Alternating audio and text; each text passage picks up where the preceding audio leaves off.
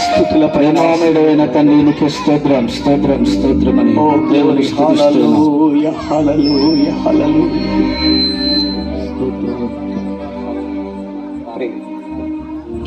ప్రార్థన చేసుకున్నాం.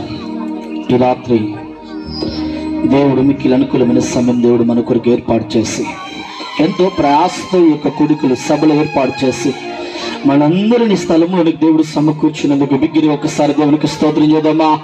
స్తోత్రం స్తోత్రం స్తోత్రం స్తోత్రం స్తోత్రం స్తోత్రం స్తోత్రం స్తోత్రం. ప్రార్థన. కృపగల దేవా దయగల దేవా పరిశుద్ధుడు అయిన తండ్రి నీకే స్తుతి స్తోత్రములు తెలియజేస్తున్నా.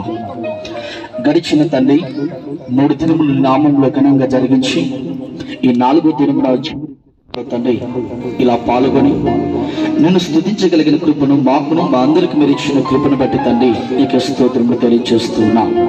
ఈ ఆరాధన ద్వారా మీరే మహిమ చెందండి. ఈ ఆరాధన ద్వారా మీరే ఘనత చెందండి. ఇప్పటి వరకు తోడాయండి మీరు నడిపించి ఉన్నా. ఈ సమయంలో శ్రేష్టమైన లేఖన భాగం నుండి కూడా మీరు మాతో మాట్లాడాలి.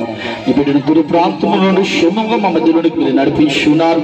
నీ పక్షమైన ఈ బిడ్డ నిలబడవచ్చుండగా తండ్రి ఈ ఆత్మను నింపి ఈ రాత్రి ఈ గ్రామంలో ఇక్కడ వచ్చిన బిడ్డలకు ఏ మాటలు అవసరమైనవో నీ దివ్య వాక్కులు తండ్రి ఈ రాత్రి మీరు పలికించమడుగుచున్నాను తండ్రి.